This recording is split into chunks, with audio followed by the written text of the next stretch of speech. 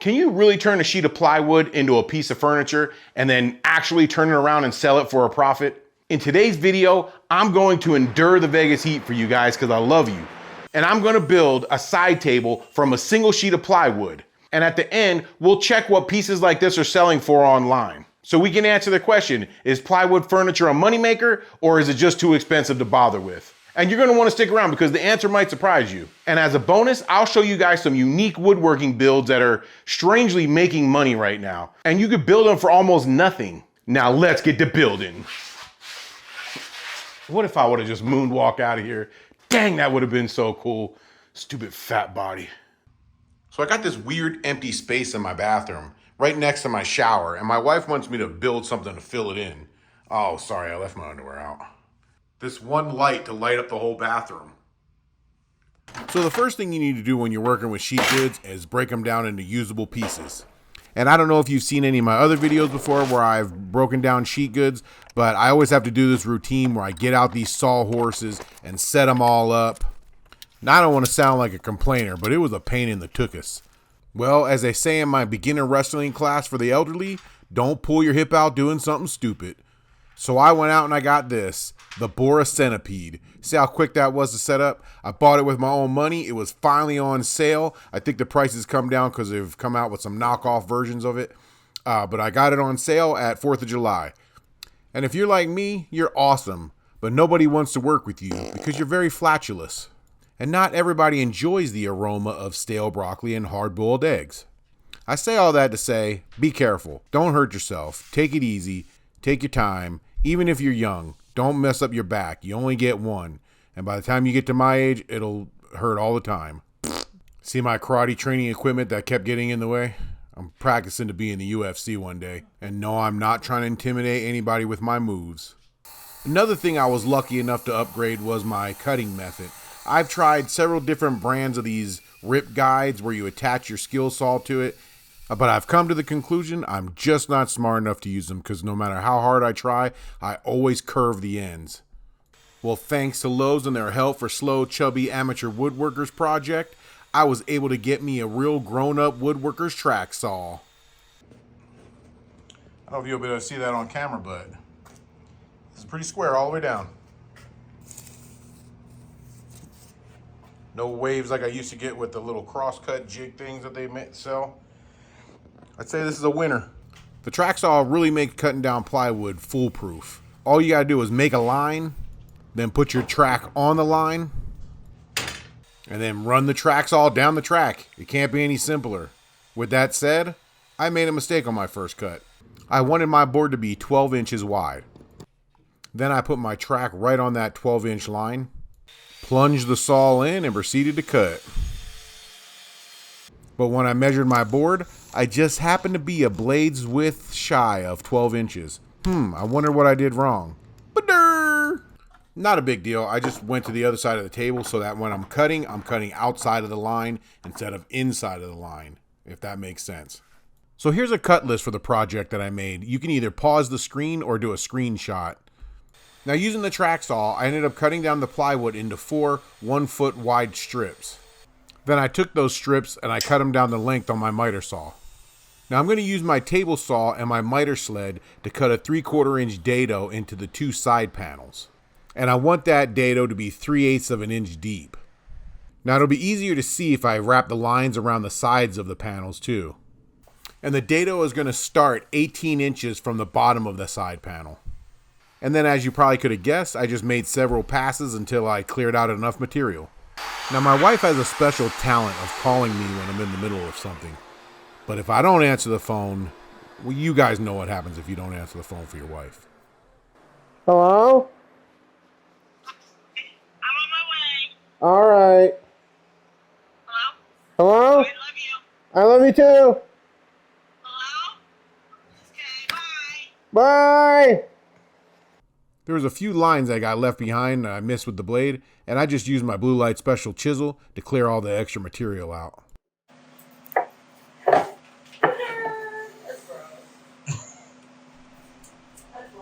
Can you hear my wife beduring me in the background?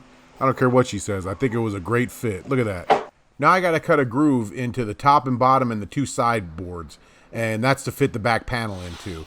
The groove is going to be a 1/4 inch deep by a 1/4 inch wide by a 1/4 inch from the edge. Hopefully all that made sense. Now I made sure to mark with sticky tape which board was which and where to put the cut, because you could really mess this up, especially on the sideboards. I was getting a lot of tear out on this plywood, so I had to switch my blade to a higher tooth count. Son of a Biscuit eater. I was going to say biscuit eater. Now, if you don't have one of these magnets on an antenna, I'm sorry to say you don't have a workshop. I'm sorry to be the one to bring it to you. You're just a guy working in his garage. I did a quick dry fit just so I can double check all my measurements for my shelf before I actually cut it, and I'm really glad I did. I don't know what happened, but I cut one dado the night before, and then I cut the next dado the next morning, and I don't know if my saw blade dropped a little overnight, like slowly drops by itself. I don't know, but I didn't recheck it in the morning. I just cut the next dado because I had already set it up, and one dado was more shallow than the other. The one I cut in the morning wasn't exactly 3/8, so I don't know what happened. But one good thing is, you remember that first board I cut that was a saw blade short of 12 inches? That's what I used for the shelf because I didn't need a full 12 inches because of the back panel. I ended up doing another dry fit so I could test the shelf and the back panel. I put my whole saw away, got my bench back out, was putting everything together when I realized I never cut the back panel. So now I got to put my bench back away, get my table saw back out, and cut the back panel. The worst part is I set up the whole dry fit, and I didn't realize it until my shelf hit the bench instead of the back panel. Double badur. So I took this opportunity as a chance to double check my back panel measurements. I waited till the next day before I decided to put my workbench away and get the table saw back out. I figured that the heat was probably getting to my brain, and that's why I was making those mistakes. That's what I told myself anyways. I like to gaslight myself. Remember how I told you I turned a positive into a negative by double checking my back panel measurement?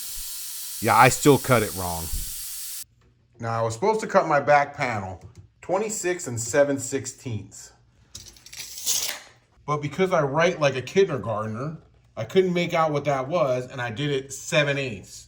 So now my back panel is too big. I gotta cut it down to 7/16 instead of 7/8. My table saw won't cut anything wider than 25 inches, so I got to use my track saw to cut this little bit off. But that's okay, it gives me another excuse to use my track saw. Why do I look like I'm a sumo wrestler right here? Holy mackerel. I ended up getting these little cheap clamps. I think they were like 20 bucks, and now I can clamp the track to my workbench. I was holding out for a higher end track saw, preferably a battery operated one, but I'm actually really glad I got this one. And now the back panel fits like a colonoscopy camera. Okay, it did fit, but I couldn't get it into that bottom panel, and the thing kept falling apart. This thing was kicking my butt.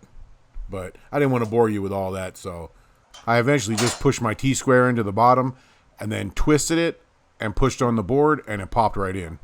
Now I'm going to use dowels to assemble this thing, so I set my combination square to 2.5 inches so I can make a mark on all the edges 2.5 inches in from the outside. I'm going to assemble this using 3/8 dowels so they're hidden. And a 3/8 dowel is usually about 1.5 inches long.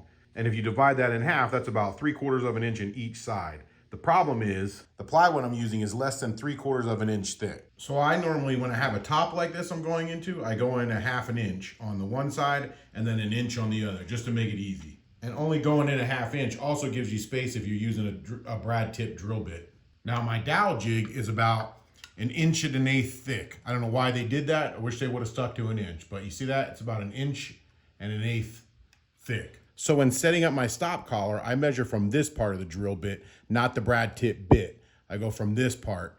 And at first I go 1 inch for the thickness of the dowel jig, then another 1/2 inch, and then we'll do another 1/8 after that. So about right there is where I want to put my stop collar. So I'm going to use this scrap piece to give it a test. So I marked this dowel at 1/2 inch, and it should go to that line, or I'm going to look like an idiot. Okay, wait a minute. There's sawdust in there. Hold on. Well, bam! Now I just got to line up the hole with the line I made earlier. Even with all my Hulk-like strength, I have a hard time holding onto this jig while I'm using it. It always tends to move around on me too much. Now, I don't know if you can tell on the camera, but the hole's not exactly centered. I don't know if it moved or what's going on. This time I'm going to put a death grip on this wood with my legs like I learned in my slow elderly wrestling class. So even though I slipped and my dowel hole isn't exactly in the center, you can still make this work, and I'll show you how. You don't have to be perfectly centered. I'll show you how with this dowel jig. I know because I marked it, this board right here is my bottom shelf. That's the bottom of the box. And then I know that this groove lines up, and then this is going towards the top. So this is going to go right here. My two lines match up. This is the one that's going to be on here. So I want to put this one on top of here, just like this. So this is the outside of my shelf. I'm going to let this hang over a little. I'm going to put the dowel in there. Then you take your dowel jig, and you're going to be drilling with this side now. I'm going to put that on the dowel, and then I'm going to drop this flush with the back here like that. And now I know the exact distance my dowel is from the outside edge. You want to make sure you're on the outside edge, and then I want to tighten this up. So now I'm exactly, when I flip this, the dowel fence is going to be exactly the distance it is from here to the dowel. That's going to help me to make sure I have the dowel centered in the board this way. But now on this plane, front to back, I'm going to do this. Line up your two edges. I can see that my grooves are lined up perfectly. That's where this board is going to sit on top of this. So let me just push this back a little bit so I have some room. And then look at this. You see them grooves in the front of here? I want to make sure I get that inside that hole. Push that all the way flush. Make sure this board is square all the way down this edge. Then I'm going to clamp it down. So there we go. So now I made sure that the front to back plane is good and the side to side plane is good. Boom, this should be perfect. Hopefully, or you guys are going to laugh at me. Just be sure to adjust your stop collar to the shorter length now. And then just drill your dowel holes. Okay, now for the moment of truth. Let's see if this works. Cross your fingers. Today, Junior. Bam. But you know what I just realized? Here's my dilemma. I got to put edge banding on the top and bottom of the sides. And I should have done it before I drilled these holes, so that way my sides, or I should say, that way my edge banding doesn't stick out further than my sides. Because once the sides are on, if I make them flush with the edge before the edge banding's on, then the edge banding's going to stick out. Now, it's not the end of the world if the edge banding sticks out further than the side. I have a lot of furniture in my house that I actually bought and paid for that the edge banding sticks out further than the side. I was going to put the edge banding on after this thing was all assembled and glued up, just because the edge banding damages real easy, and I didn't want to like nick the edge while I was sanding it or anything. And then also where the shelf meets the sides, that edge banding I have to put on after it's glued. And I'll show you why later if you can't picture it in your head. So after I got all the edge banding on, I only put it on the ends of the top and bottom boards. When I got that edge banding on, I started drilling all the rest of my dowel holes. And don't ask me why, but this one right here, it overhung the edge for some reason. I have no idea why. And it's a lot. Look at that. I'm thinking there might have been a staple or something in there, because you see how it blew out the edge banding a little bit? I don't know what would do that. So I just threw a couple clamps on the dowel jig and re-drilled it so it couldn't move again. Then I just sanded everything with 150 grit sandpaper. If you wanna get with me, baby, there's a price to pay. I'm a genie in a bottle. Gotta rub me the right way. I don't think my dog liked my singing very much. There's a price to pay. I'm a genie in a bottle. Then I cleaned up all the sandpaper and got everything ready for the glue up. Look at how thin the veneer is on this crap they're charging $94 a sheet for. They ought to be ashamed of themselves. Glue ups are usually fast paced and a little stressful, but this one actually wasn't that bad. I was putting on my last corner clamp thinking, man, that was an easy glue up. I didn't Jasco that up at all. It was even perfectly square. You can't ask for a better glue up. Until I realized something. Do you see anything missing from this video? I forgot to put the freaking back panel in. So now I gotta get this thing apart, get the back panel in, and it all back together before the glue dries. I haven't moved this fast since my ice cream was melting in the summer heat. And then my wife calls on top of it all. Hey. Hi, I'm gluing up my box. All right, I love you. Bye. So it was a little stressful, but luckily I got it done in time. No harm, no foul, and I learned a valuable lesson. Never get your ice cream on a cone in the middle of the summer. Always get it in a bowl. One good thing is the drawer went in just right. Not too tight, not too loose. I would normally put on the banding before and... I would normally put on this banding before assembling my project. Because it's harder to use the banding trimmer once your project is assembled, because you see how I can't get all the way to the edge and the cutting's way back here. So I would have to cut the rest of this off with a razor blade. But with this project, I had to assemble it first because of the dado I cut for this shelf. I would have had to cut a groove into the banding to get the shelf in, and I think that would have looked funny. So I'm going to try to keep the banding flush on the inside edge, and that way I only have to trim the outside edge. The outside edge is much easier to trim. I'm using this smooth metal 90 to help keep the edge flush. So now I can just use 1/2 of the trimmer to trim the outside edge. Then I go back with a light sandpaper and just help clean the edge up, round it over a little bit. And then for the ends, I just cut it off with these scissors and then hit it up with some sandpaper to smooth it out. Now you want to make sure you cut your ends straight or you'll have gaps like this. I normally use my speed square and a razor blade to cut them square. Ta-da! Now if you were wowed by any of that edge banding technique, let me show you why Woodworkers Guild of America suspended my license. The piece that I'm putting on right now, it didn't overhang the edge, it butted up against the edge like I was just showing you. Now as I'm sliding the iron over top of this, it's actually pulling it away from the edge right now and I don't notice it. Then when I do notice it, now I'm trying to use the iron to pull the edge banding back and close the gap up. But that didn't work, so now I'm trying to heat up the whole strip again so it melts all the glue and I can get it to push back. Now let me tell you one thing about my wife. I love her, but she calls with the worst timing. Dude, you call every time I'm having a crisis.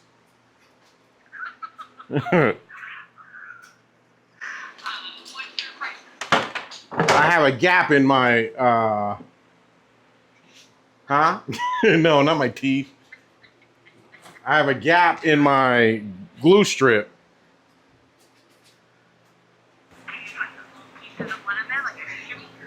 No. I gotta heat it back up and get it to move. Oh, sorry.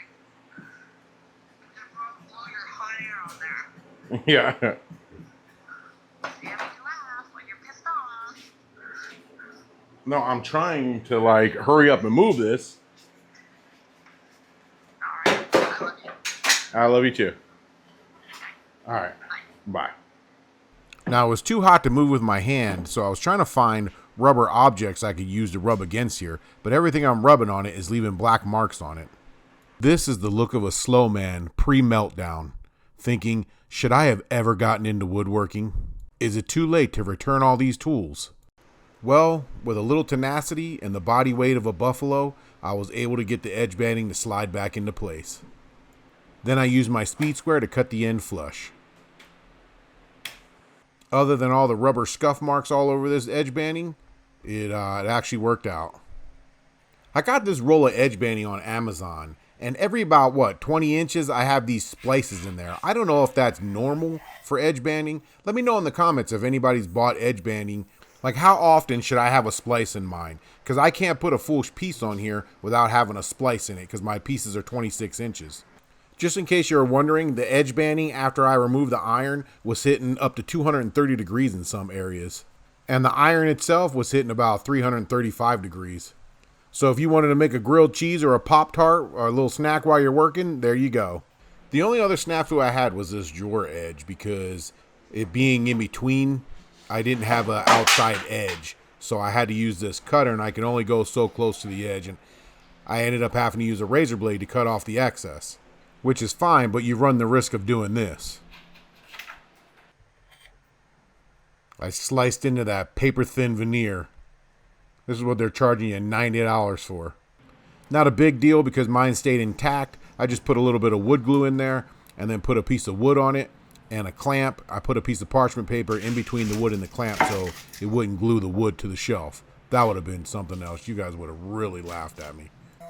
Before I get some color on this thing, I'm going to give it a quick sanding, clean up all the glue, any edge banding that's still hanging over the edge.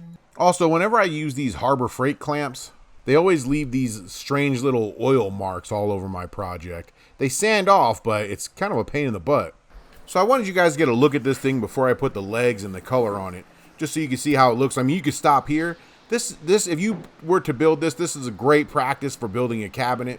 Now, some of you woodworking purists are going to hate me for what I'm about to do to this thing. But I'm just doing what my wife told me to do. First, I'm going to put some Kills 3 primer on here, which I actually regret later. I'll show you why. For anybody who hasn't seen it, this is the tape trick where you put some tape on the edge of the can so you don't get paint on the edge of the can, so it's easier to clean up. Then I just did the basic, cut in all the corners with a brush. Then roll the rest with a stiff foam cabinet roller. Painting can be kind of therapeutic. When you're walking down the hall and you feel some liquid fall, diarrhea, diarrhea. Then I sanded the primer with a 220 grit sandpaper. I think it was 220, something like that. Now I'm going to paint it with this Behr premium paint. It's a cabinet door and trim paint. Works really good. This is another thing you can do to pour paint without getting it in the edge of the can. You can get these little things from, I think Walmart has them, Home Depot. They just snap onto the rim of the can. Then after you pour your paint into your whatever you're going to pour it into, you just pull the thing back off and let it sit. Don't wipe it. And it's much easier to peel the paint off when it's nice and thick like this. When you try to wipe it, you got to kind of scrape it off. So see how easy it comes off?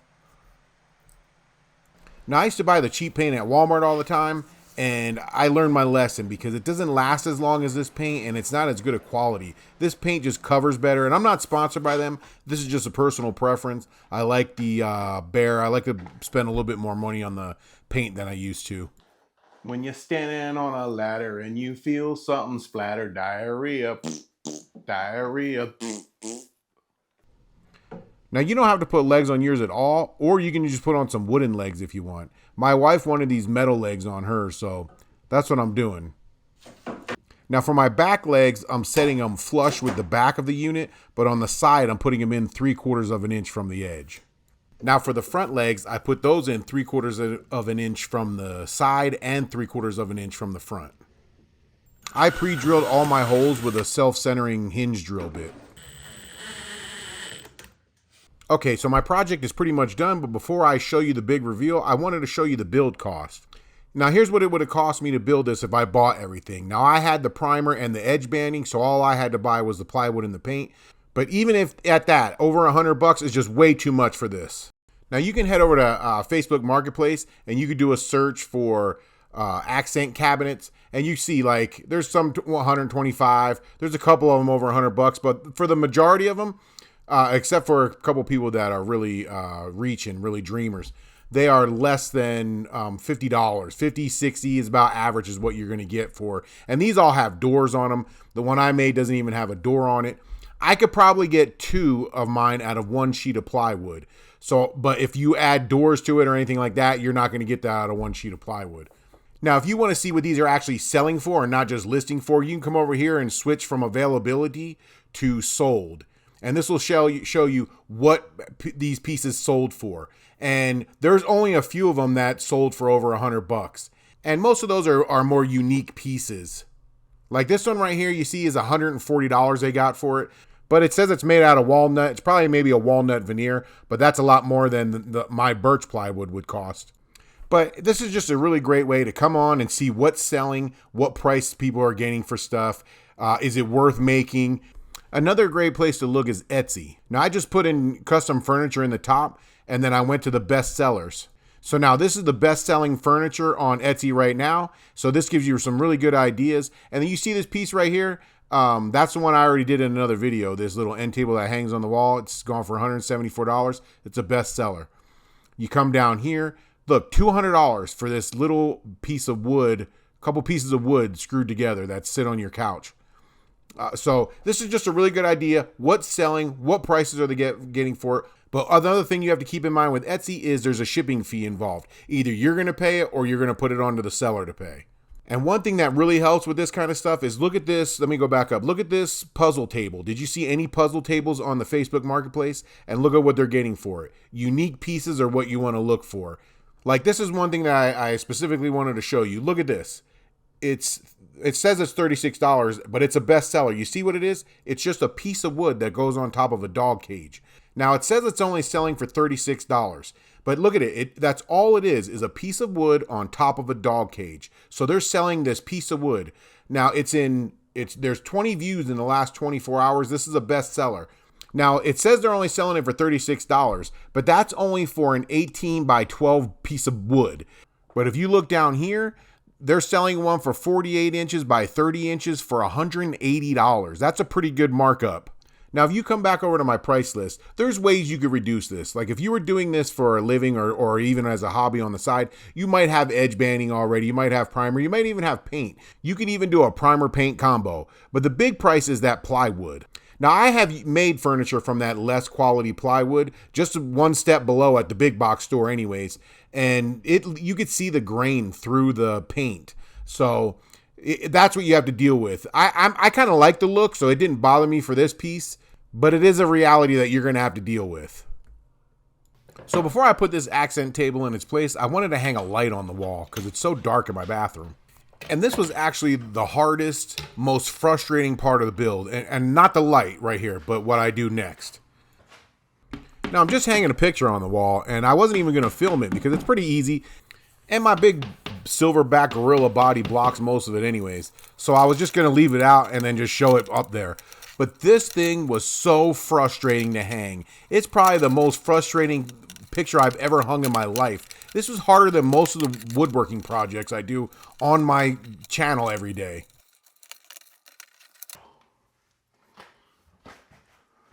The picture frame had those triangles on the back, and I could not get it to stay up. It kept falling down. It's 2025. Nobody's come up with a better way to hang a picture on the wall by now.